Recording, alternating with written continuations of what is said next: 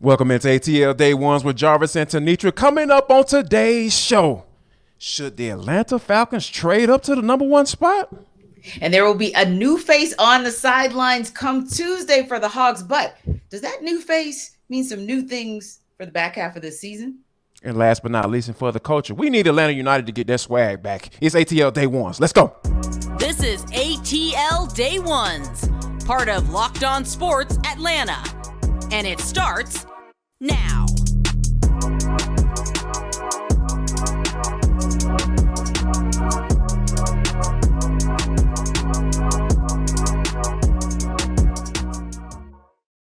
I want to start off by saying thank you for making ATL Day Ones your first listen of the day. And remember, we're free and available wherever you download your podcast. Wherever you download your podcast, make sure that you leave us a 5-star review. Really appreciate that from you in advance. Today's episode of ATL Day Ones is brought to you by FanDuel Sportsbook. Make every moment more. Visit FanDuel.com/lockedon today to get started. But T, this is one of the things that, I get excited about. And I know, and as a grown man, I am very comfortable in saying that I really appreciate the NFL Combine. The guys running around and doing their thing and trying to go out there and get some money. I get excited about that type of stuff. So with that being said, the Atlanta Falcons, they're on the clock. It starts today for me, because when you start going up to the combine, you start looking at certain guys and you start to figure out like who's the guy that's going to confirm what you saw on tape, or is he going to deny what you saw on tape? Or a lot of times what happens to the combine, guys' value get blown up or guys' value might drop. So what ESPN is reporting, I thought this was kind of interesting, the fact that the Bears are looking to trade the number one pick, T, to you as of today on February 27th. Is Terry Fontenot looking at somebody in this draft that, he say, I might not be able to get this guy at 8, but if I move up a couple spots, maybe even to the top spot, I might be able to get him. Do you think that Terry Fontenot got that in him? Yes, I do. I absolutely do. And I'm hoping that he has that in him, because to me, what that basically says is we're leveraging, right? Because what we don't talk about a lot, and don't get me wrong, I don't think it's the number one option, but what we don't talk about a lot is possibly moving down, because the 8 is a bargaining tool for the Falcons as well. And they might watch the board. And let's just say, for example, because what this show is about. This show is all about defense, and more defense, right? So let's just say that some of those coveted players miraculously, a Jalen Carter or Will Anderson, just continue to get closer to, or even a Miles Murphy, they continue to get closer to that 8 spot. But for some reason, word in the war rooms around the NFL are, wow, you might be able to snag one of those guys at 9 or 10. I'm not saying they're going to drop far, right? Just saying maybe they fall a little bit.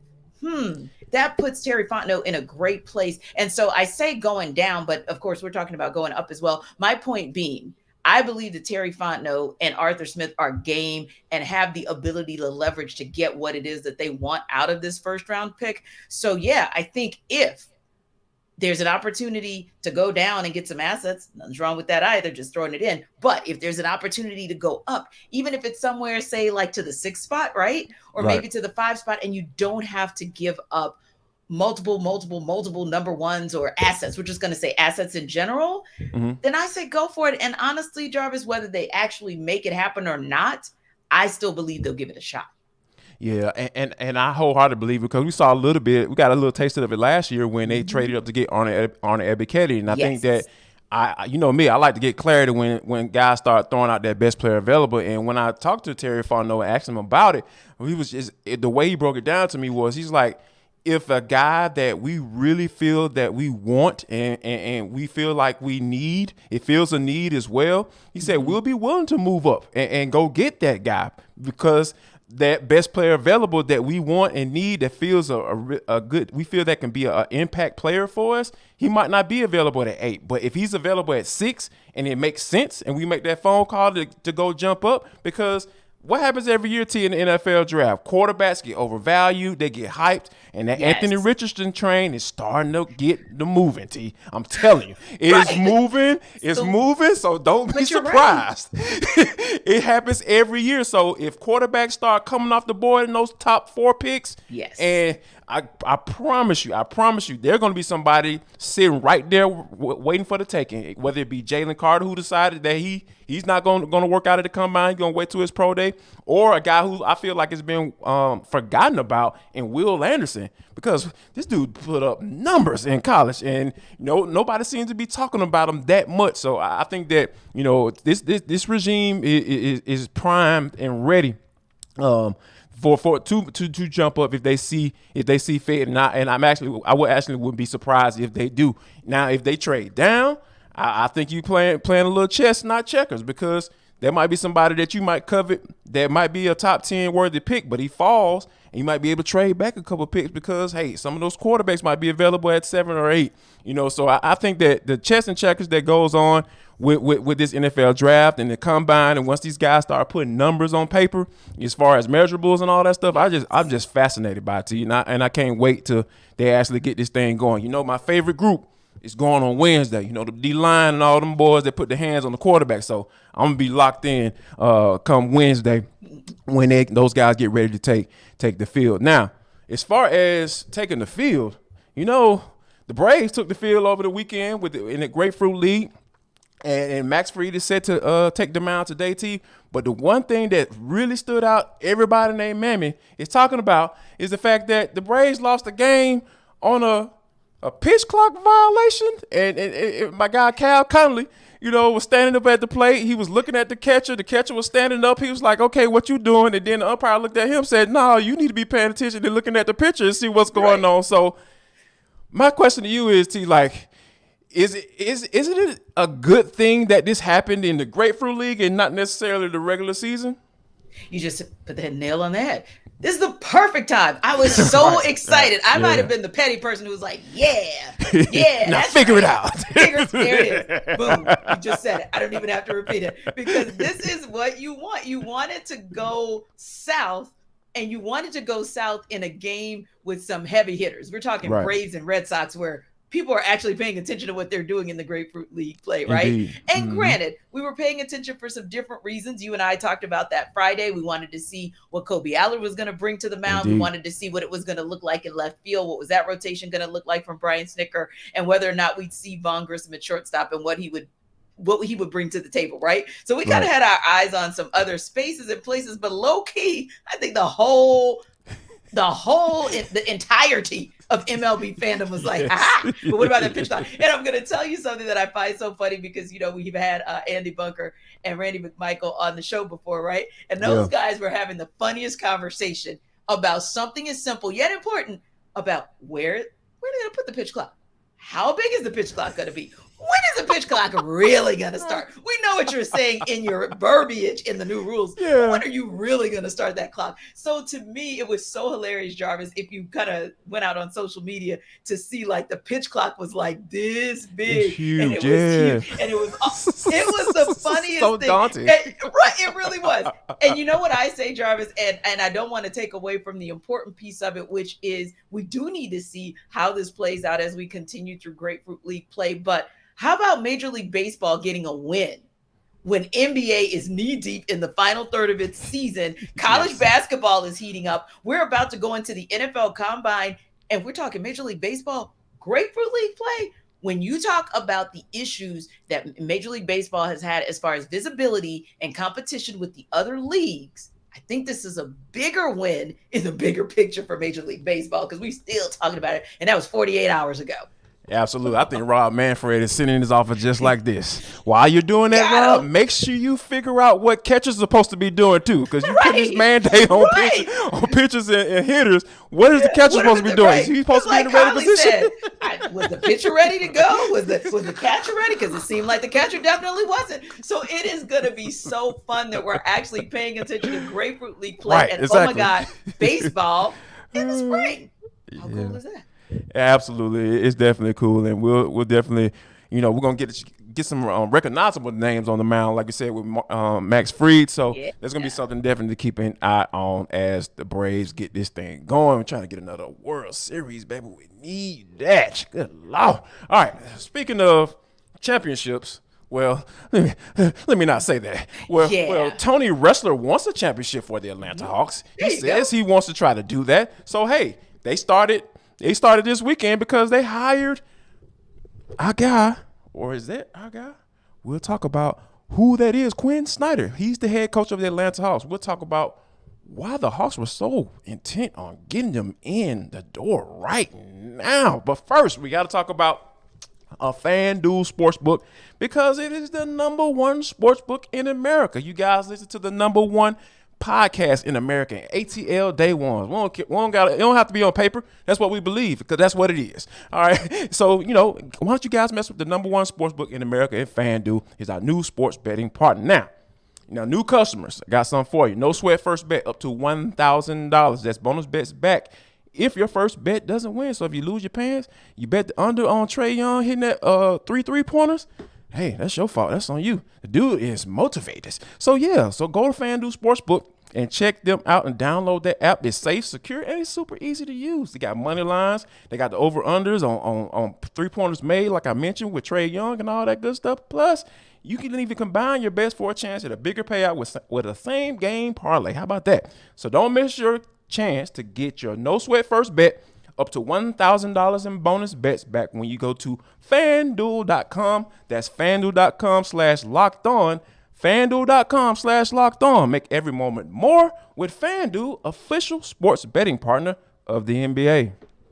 Yeah. It's going to be interesting because I'm sure the betting line has indeed shifted in the last 24 hours. Why? Because, like you said, the Hawks got their guy in Quin Snyder. They gave him a 5-year deal, reportedly, including this year. He, of course, was the hottest coach out on the market. So it wasn't shocking that the Hawks went after him. He's actually the first name I came up with about a month and a half or two ago when that conversation came up. Will Nate leave? Does Nate want to leave? Do the Hawks want him to leave? And I remember saying, well, whenever he does, Quin Snyder's at the top of the list. So I'm excited. I think it's a really, really great hire for them.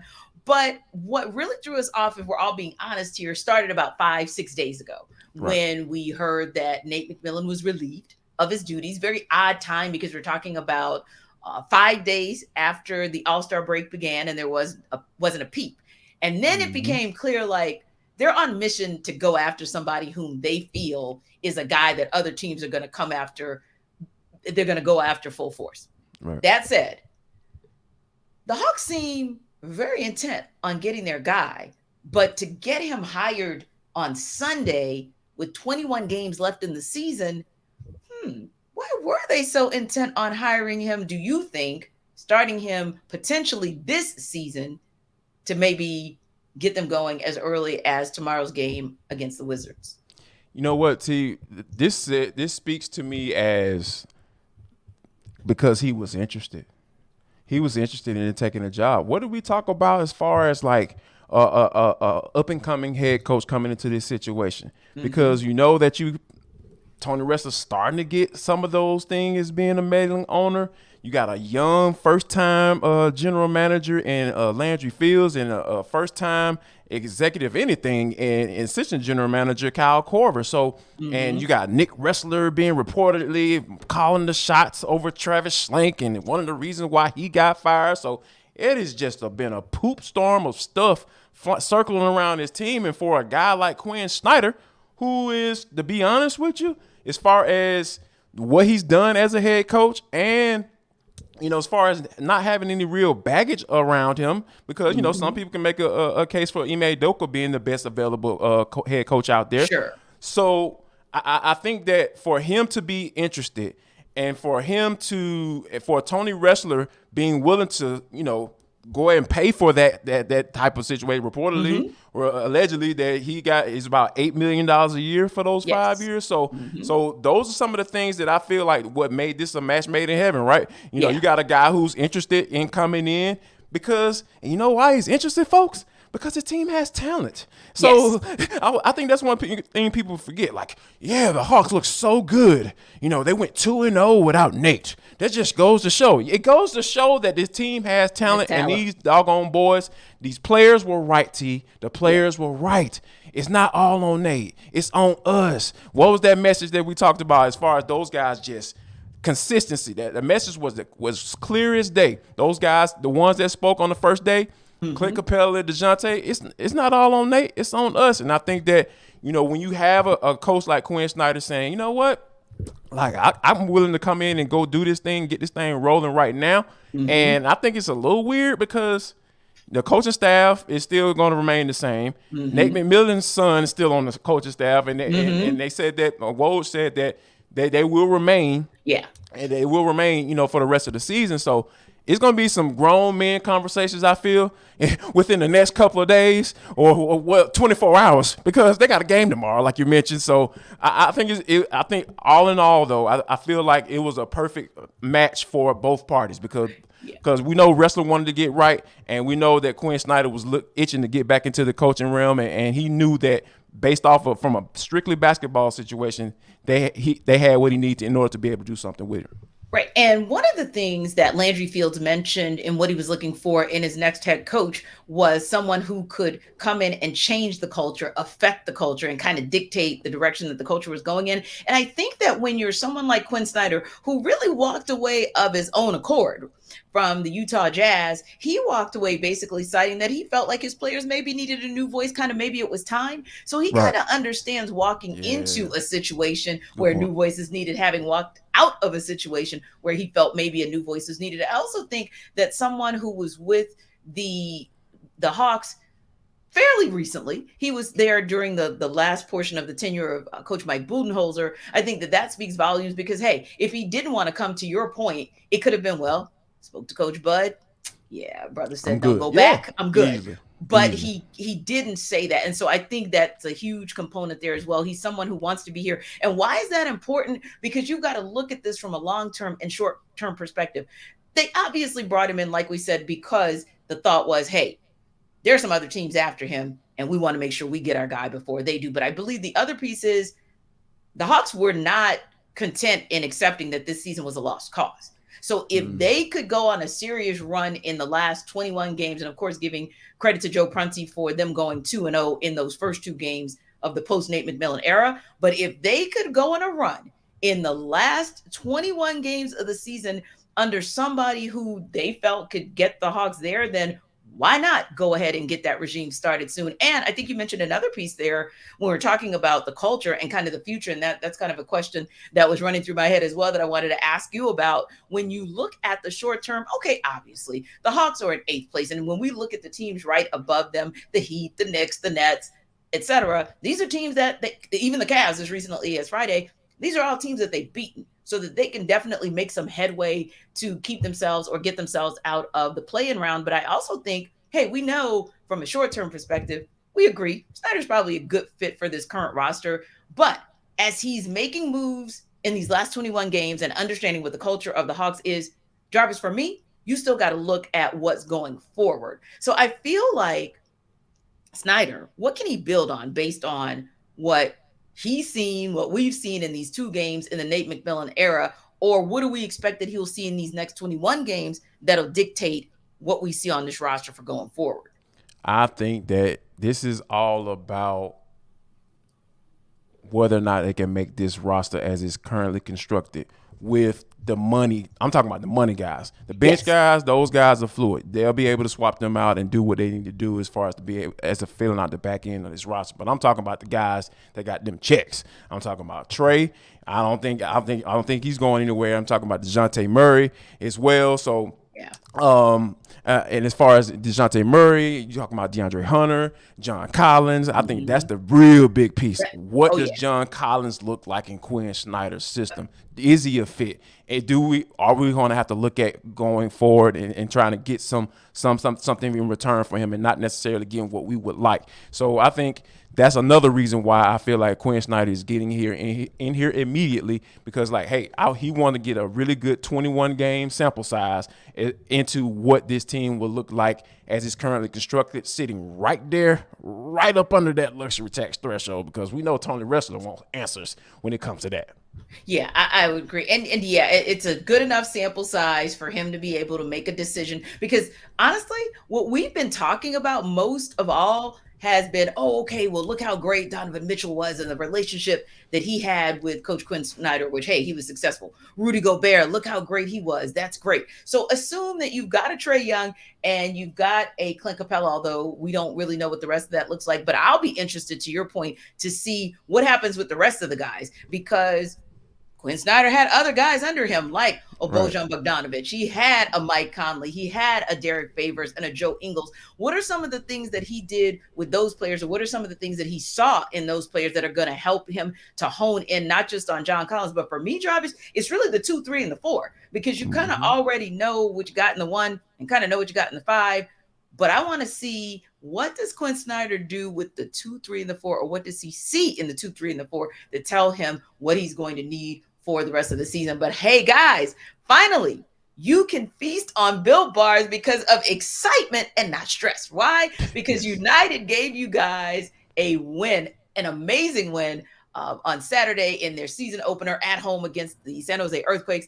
And then Trae Young gave you all of the drama and the hogs that you could handle on Sunday, but they came out with the dub as well. Now they got themselves a new head coach in Quin Snyder. So celebrate with a Built Bar, because you get 17 grams of protein, which is absolutely amazing. Easily soluble. What that means to you is you get that energy boost that much quicker by eating a Built Bar. And the flavors are cool. We're talking about 100% real chocolate, churro, and almond. And you can go and pick it up at your local Walmart or even your Sam's Club. If you love to do like me, I am frugal, so I love to buy everything in bulk. Yes, but admittedly, there are some things that I like to buy and don't like to go out and have to shop for it. And that's where Built.com comes in. So don't forget, this is also cool for you. Hey, look, we all know you want to get your sexy back, because what? That weather out there is starting to warm up. And the way you get your sexy back is not for you to go out there eating unhealthy food, but to eat something like a Built Bar, where all you're going to natch is 130 calories, and you can keep it pushing so you can be like Jarvis and me, get your grown and sexy on. So when we see you in the streets, we'll be like, you had your Built Bar. You had your Built Bar. Don't forget, get yourself a Built Bar. But T, this is for the culture. It is the intersection between sports, entertainment, and the culture, and sometimes whatever the hell we want to talk about, because that's just how we get down on this show. I know you're probably wondering why this guy is sitting in between Tenitra and I today. His name is Joe Patrick. He's the managing editor of Dirty South Soccer. Obviously, the Atlanta United got it popping off this weekend. And, of course, you know, in this particular segment, it fits, because we're going to talk about the Atlanta United, because, you know, they hold a deep place in our heart, because we know Joseph Martinez and Darren Eels and Tata Martino, they got that thing popping off and got that MLS Cup back in the day, and they're trying to get back to that thing. With that being said, Joe, like with Gonzalo Pineda in place, and Thiago Almada is looking, is looking like he's going to be that guy to kind of, I guess, fill those Joseph Martinez shoes. Do you feel like they have the structure in place? Not necessarily can they get back to where they were as being the darlings of Atlanta, but do you feel like they have the structure in place to kind of get Atlanta United back to where it need to be? Well, they certainly have the talent, you know, at least at the top end, and Thiago Almada showed it in that game with those 2 unbelievable goals at the end. I mean, I can't remember seeing a game with, you know, that had such a quick turnaround with the quality of those 2 goals that he scored. I mean, it was incredible, and the atmosphere in the stadium was electric, and it's a huge credit to Atlanta United fans who came back and packed out that stadium. The whole thing was open. I think they announced 67,000 were at the game. And that's coming off of a couple really rough years for this club where they've really underwhelmed and disappointed. I think it's a testament to those folks who just came in and just keep on believing every single year. But I think that this is a huge kind of year for this club. And even Brad Guzan, some of the players have talked about how important it is for them to reestablish themselves to what they were during some of those top years for Atlanta United. And when you have a player like Thiago Almada, who did the things that he did in that game, Luis Araujo, we know there's another designated player, Yorgos Yakimakis, who hasn't even come into the team yet. Those players are going to have to set the tone for this team and really be the leaders, because they don't have some of the depth that they have had in the past. It's funny, the new president, Garth Lagerwey, has said that this year is going to kind of be similar to what the Falcons went through last year in terms of, you know, eating some of that dead money to kind of, you know, clear the road out in front of them. But they have the talent at the top end. That's the big difference with this team versus what the Falcons were going through last year that will make them competitive throughout the league. And I think that was such an important result that they got in that game to really get them on the right foot going into this season.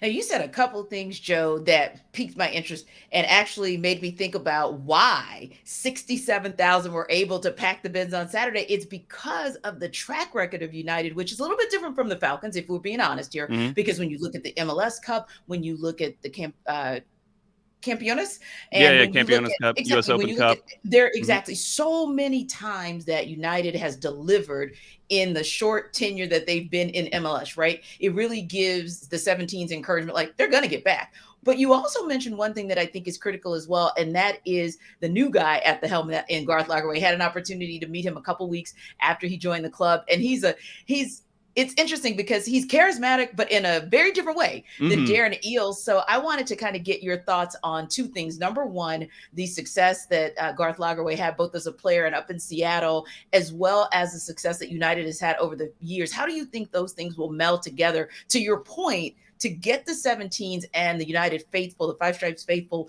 through sort of this bridge year into getting back to prominence? So it's really interesting. I think Darren Eales was the perfect president for this club in the situation they were in when he came in, which he was kind of a super charismatic guy. Yeah. Again, we'll talk about it in a little bit different way from Garth Lagerwey, but he got people excited. He was an entertainer, and that was very much in fitting with the way that team was in those first days, super attacking.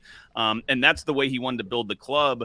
But I think that with the introduction of Garth Lagerwey, it really does represent a new chapter of this franchise, because they need to move out of this kind of startup mentality where they're just trying to grow audience, gain audience share, and move into being an established team that can just, consistently be at the top of MLS from year to year to year. And sometimes to do that requires some difficult moves. It might require you actually selling a fan favorite or, just doing random things to get you to that place. And that's where Garth Lagerwey has an amazing track record of doing. He's done it in Seattle, where they made the playoffs every single year when he was the general manager there. He also took a Real Salt Lake club before Seattle and brought them from basically nothing to being at the top. They were competing at the top of CONCACAF Champions League. They were at the top of MLS as well, of course, through doing that. So he's got a great track record. Also played as a player, has all the legal experience. He played as a player, then went into law. So he's kind of done it all. And so he has all these different experiences. And I think that that's what makes him